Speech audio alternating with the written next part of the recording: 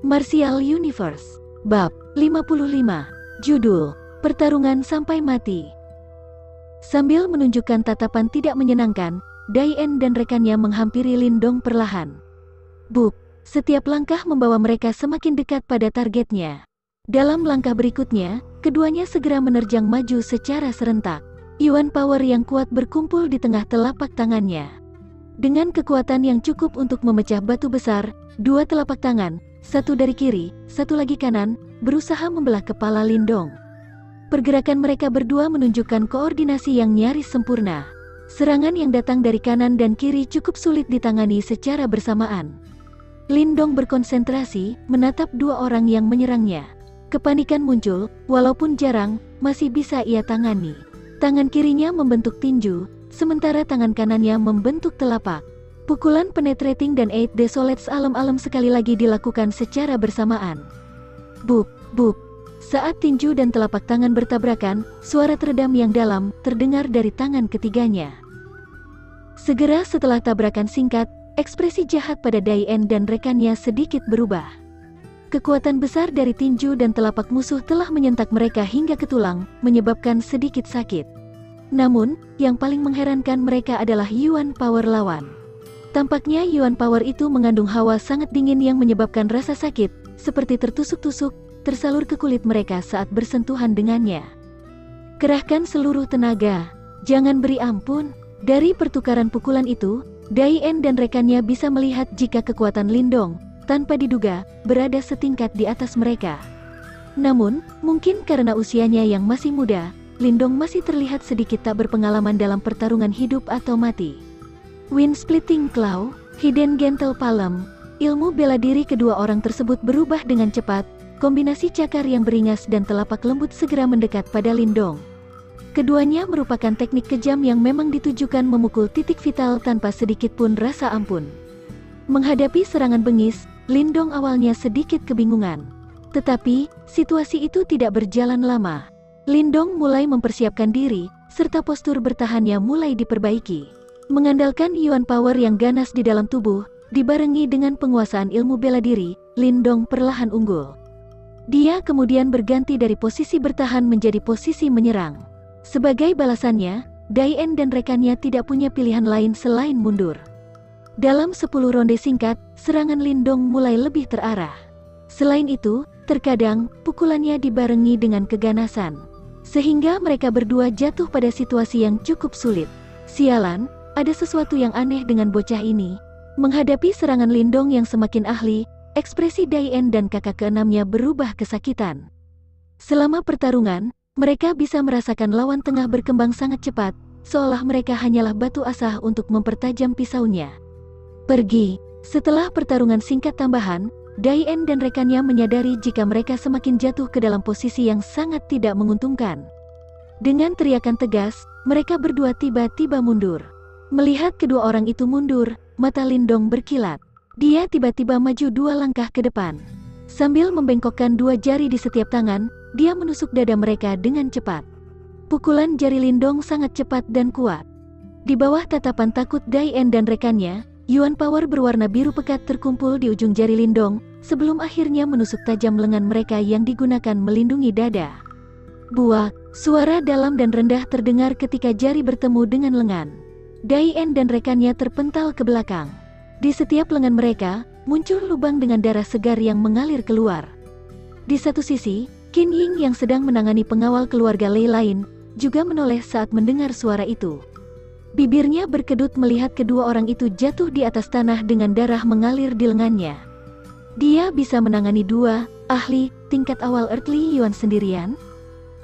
Aku sangat yakin kalau kekuatan Tuan Muda Lindong sudah mencapai tingkat menengah Earthly Yuan.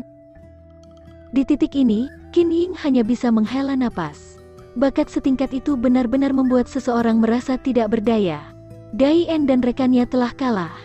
Kalian sudah seperti tikus terpojok, masih berani melawan? Menghela napas dalam hati, Qin Ying cepat-cepat mengembalikan kesadarannya dan berteriak pada pengawal keluarga Lei yang masih melawan. Setelah mendengar pria itu berteriak, ekspresi pengawal keluarga Lei berubah, bersamaan dengan langkah kaki yang melambat. Sialan, dari mana para anjing itu datang?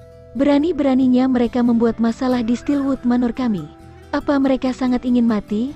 Namun, seiring para pengawal itu melemah, suara bagai petir terdengar dari kejauhan. Dengan segera, satu sosok yang terlihat tegap bagai menara hitam mendekat dengan cepat. Lei San. Ketika melihat sosok bagai menara hitam, warna wajah Qin Ying langsung berubah 180 derajat. Sementara sorot senang muncul di wajah pengawal keluarga Lei. Tuan Muda Lindong, cepat mundur. Lei San ini adalah ahli di tingkat akhir Earthly Yuan. Dalam satu lompatan, Qin Ying muncul di samping Lindong, kemudian memperingatkan pemuda itu dengan suara pelan. Sudah terlalu terlambat, Lindong menggeleng. Meski sosok bagai menara hitam itu cukup besar, kecepatannya tidak lambat. Hanya dalam 10 detik, dia sudah muncul 10 meter dari Lindong dan yang lain. Orang itu menginjak tanah dengan kuat, kemudian melesat ke depan. Yuan power yang kuat berkumpul cepat di kaki kanannya. Kekuatan yang angkuh dan opresif itu membuat wajah Qin Yin memucat. Tuan Muda Lindong, ayo pergi. Qin Ying menyambar lengan Lindong. Ketika pria itu bermaksud menyeret paksa sang pemuda, dia langsung ditangkis oleh Lindong. Setelah mendorong Qin Ying pergi, Lindong menatap lekat pada sosok bagai menara hitam dengan tatapan berapi. Di saat yang sama, tangannya membentuk rangkaian segel rumit dengan sangat cepat. Kau bocah brengsek, biar ayahmu ini menginjakmu sampai jadi adonan daging. Sosok bagai menara hitam itu menatap Lindong, yang tanpa diduga tidak menghindar. Senyum jahat tanpa sadar tertoreh di wajahnya. Yuan power yang berombak di kaki kanannya semakin padat. Ekspresi Lindong tetap tenang. Kecepatan pergantian segel tangannya pun menjadi semakin cepat. Di dalam dantian, Yuan power berwarna biru pekat juga menyembur keluar secepat kilat, kemudian memadat di tengah telapak tangan. Mati kau. Saat Lindong berhenti melakukan segel tangan, bayangan kekar telah berada di depannya. Sebuah tendangan keras menghujam kepala Lindong dengan bengis. Buak, saat kakinya menghujam ke bawah, cahaya biru terang pun menyembur keluar dari telapak Lindong. Hawa dingin yang menusuk tulang pun menyembur keluar. Dan sebuah cahaya muncul, bentuknya sesuai segel yang dibuat Lindong, bertabrakan keras dengan tendangan menakutkan itu. Sebuah suara yang keras dan rendah menggema di udara.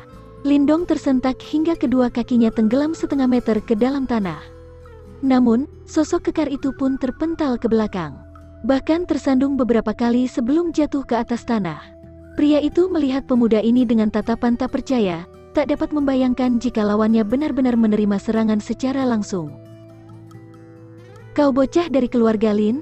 Terkejut, Lei San tiba-tiba menyeru sambil menatap Lindong.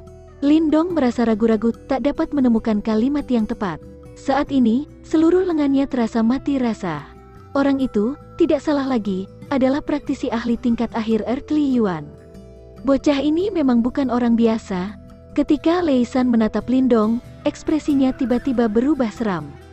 Semakin berbakat Lindong, semakin besar ancaman yang ditimbulkan pada keluarga Lei. Benak Lin San berteriak menyuruhnya membunuh anak itu. Kakinya sekali lagi menjejak ke tanah. Seperti banteng mengamuk, dia menerjang ke arah Lindong. Yuan power pun berkumpul di tinju Lei San. Tampaknya dia benar-benar berniat membunuh Lindong kali ini. Pergi kau.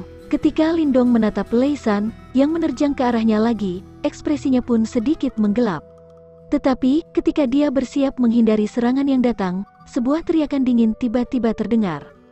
Setelah teriakan itu menghilang, sosok familiar muncul di depan Lindong. Dengan satu pukulan, Lei San yang bagai banteng itu terbanting. Tubuhnya terseret di atas tanah sambil terus terpental ke belakang.